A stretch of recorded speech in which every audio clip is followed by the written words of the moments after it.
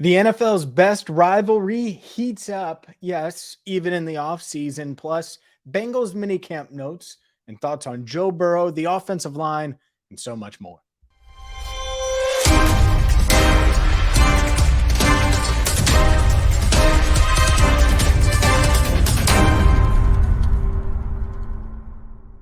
Hi again, everyone, and welcome in to Cincinnati Bengals Talk. I'm James Rapien of allbengals.com. Make sure you hit that subscribe button, ring the bell, and, well, we made it. Summer is officially here for the Bengals. Training camp set to begin at the end of July on July 26th, with players reporting on July 25th. What does that mean? Well, that means that we still have plenty to cover, and we will be covering it over the next 5 weeks, interviews, different things like that. So make sure you hit that subscribe button, ring the bell. And today's video brought to you by Rivertown Inkery and rivertowninkery.com. Doug and his team do a great job, so make sure you check them out. And you know how we do here. We're always promoting the cincyhat.com as well, right here with Ted Karras, all that money going to a great cause. Let's dive into a couple of things. I'm going to get to my minicamp takeaways in just a second. But before we do that, Bengals Chiefs is the NFL's best rivalry. I don't want to hear about other rivalries. I don't want to hear about other things. It's the best rivalry because these two teams are so great, led by great quarterbacks, and there's trash talk on both sides, and it's awesome. I love that part of it. You may hate the Chiefs if you're watching. Chiefs fans might be watching and might hate the Bengals. That's fine. But I love this rivalry because there's so much talent on both sides. And I think the teams dislike each other, respect each other, but dislike each other. So this week, Joe Burrow says that, and I don't think there's necessarily much debate overall, if you just polled the entire world, that Patrick Mahomes is the best player on the planet and best quarterback on the planet. And Joe Burrow says that, and Ja'Marr Chase dropped a Pat Who line, this courtesy of Olivia Ray and WLWT.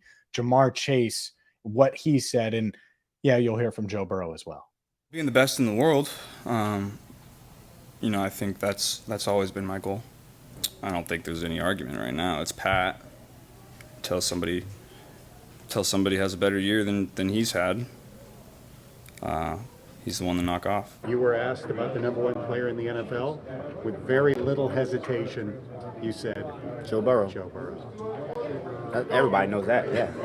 That's easy. MVP. He said Pat. Who said Pat? Joe. Pat who?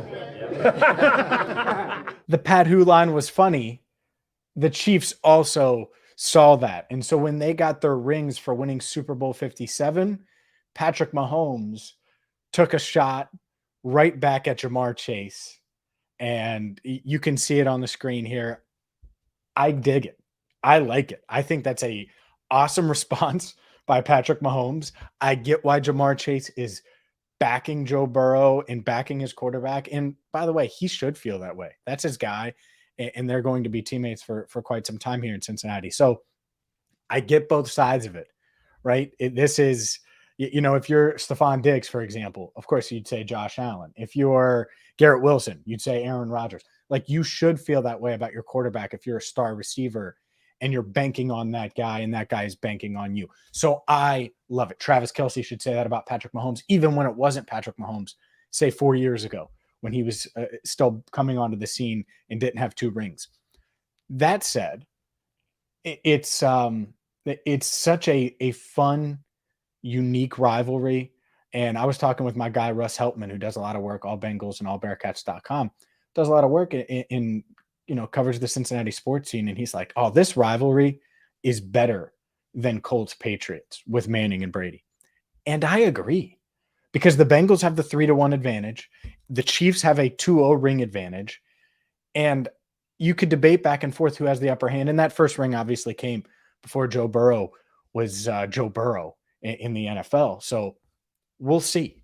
But it's certainly a fun rivalry that I expect to be a huge part of the next decade, certainly this season as well. And speaking of this season, this Bengals team they are as good as I've seen them during this run. And don't take my word for it. Let's take Zach Taylor's. This is Zach on the depth on this roster. It's the best we've had. And that's, it's hard and pro football now to have, you know, I think as strong as a 53-man roster that we could potentially have. I just think it is the way the salary cap's built, and you got to acquire young players and hope that they can step up quickly. And again, some of these guys still have a long ways to go to be the caliber player that we intend on them being.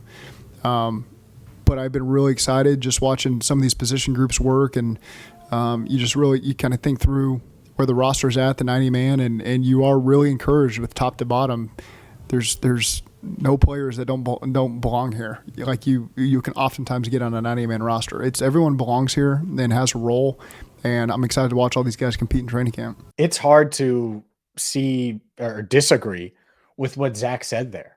The fact that they drafted 7 guys, and I was doing the math and looking, and it's like, all right, well, they added, or 8 guys, excuse me. But I was doing the math and looking, and I'm like, all right, all of these guys could make the team. Each player on this roster or on this in this rookie class that they drafted could make the team, like from Brad Robbins to even a DJ Ivy. And let's start with the 7th round pick. Let's give the 7th rounder some shine. And we'll play some clips right here from 7-on-7 on Thursday. DJ Ivy was balling. Had a pick 6, and that's exactly what it would have been on a bad ball by Jake Browning. Ivy in the right spot runs the route essentially for Andrei Iosivas, and boom, just makes a play. Had multiple passes defensed. The defense played well. And, part of that is the offense is usually a step or 2 behind. Part of that might be Jake Browning just had a bad day. You could say all of those things. Also, I think that this defense, they have versatility, they have speed, and that's certainly unique. Other guys that stood out, Dax Hill stood out, had multiple passes defensed. This rookie class, Chase Brown had a nice catch and run in the red zone. Andrei Iosivas almost had a really nice one-handed grab, and you can see these highlights. It might not coincide with how I'm talking about them, but you can see them playing here, and it was good to see, because I look at this rookie class and Myles Murphy. It's easy to see how he fits in. He's a rotational piece as a rookie. He balances out this defensive line. He allows Cam Sample to do what he does best. Myles Murphy could play inside. He could play outside. Speed, athleticism. Round 2, a guy in DJ Turner had a nice pass defense as well during the red zone drills. Speed, depth at corner obviously makes sense. Ivy, I praised him in the 7th round. 3rd rounder Jordan Battle, I think he's going to get snaps at safety this year. I do. It doesn't mean Dax Hill won't play a ton of snaps. I think Dax is going to lead the charge there in the safety room, followed by Nick Scott. But I think Battle's in the mix to get some snaps as well, and showed well throughout camp. Charlie Jones caught a touchdown in 7-on-7 drills where he was just wide open. Trevor Siemian found him on the left side of the end zone, just streaking by himself. And his work ethic, he works. You see Charlie Jones about 45 minutes after practice ends come into the locker room, because he's always working extra, always putting extra time in. And I think that's going to bode well for him. I think Chase Brown, like I said, he had a nice catch and run. He's going to give them some explosion. And that's what they need in the backfield. We've talked a lot about the Bengals backfield this year. That's fine. This offseason, they need to be more explosive in that department, have some explosive runs.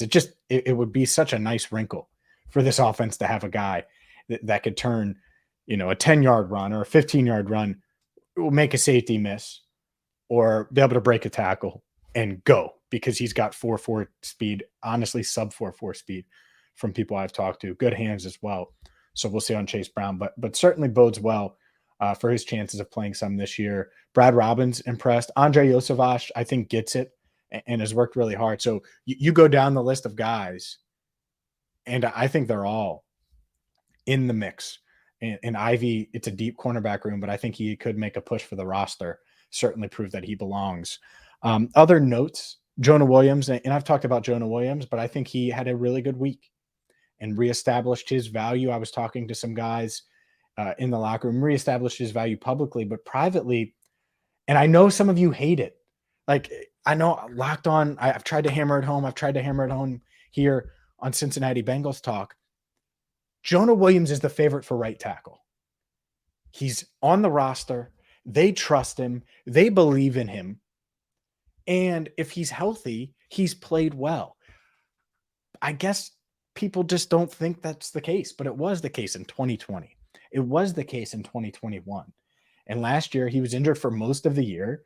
And so it was awful. And so hopefully he can stay healthy. If not, I feel good about the Bengals' depth. Speaking of depth, in that tackle room, La'el Collins continues to rehab. We'll see where he's at. Jackson Carman obviously taking the first team reps right now. So we'll see. But I feel really good about this Bengals offensive line going into training camp. And Orlando Brown Jr. makes such a difference. Getting a guy at left tackle that you really feel like can bring stability to that spot, it is just huge for the rest of that room. And we'll see if he can do that. But overall, I think he can, of course. But until you do it, it's a we'll see. Overall, though, going back to what Joe said earlier this week, best in the world, this does feel like his chance. Because you have a guy in Irv Smith Jr. Oh, I forgot to mention that. He had a nice touchdown catch in 7-on-7 as well from Joe Burrow. But you have Joe Burrow. You have a three-headed monster at receiver. You have depth behind that three-headed monster now with Charlie Jones, who you feel good about. Trenton Irwin obviously had some big catches last year. And Andre Yosavash, you add him to the room as well. Stanley Morgan Jr. has been around. Like, you feel pretty good about that room. At least I do. And Irv Smith Jr. is there to replace Hayden Hurst, and you feel good there. Offensive line is the best you've seen, certainly since Joe Burrow's been in town. And so it's like, okay, this offense should take another step, maybe multiple steps. And if that's the case, then yeah, why not? Why can't this offense? If this offense takes a couple steps, I think they should average 30 plus a game, points per game. And in this defense, it might be shaky early on, just a new secondary getting used to each other, but maybe not. Chidobe Awuzie looked amazing. I asked Zach about him. Zach Taylor said that Cheeto's built different, and I agree. I can't say enough about how well Awuzie looked this week, and so we'll see if he's ready to go week one, ready to go for training camp. I'm not sure. I think they'll take it easy on him, but would not shock me one bit if he's ready to go week one. That's going to do it for today's show right here on Cincinnati Bengals Talk. Hit that subscribe button, ring the bell, and I promise you, we have some awesome stuff cooking behind the scenes right here on CBT. So you're going to want to subscribe. You're going to want to ring the bell for notifications because you never know what's happening next. Yes, we have plenty in the works. And for Andrew Fox Miller, I'm James Rapien. If you want more Bengals coverage, make sure you check out allbengals.com and the Locked On Bengals podcast. And until next time, I'm James Rapien. Thank you so much for watching Cincinnati Bengals Talk.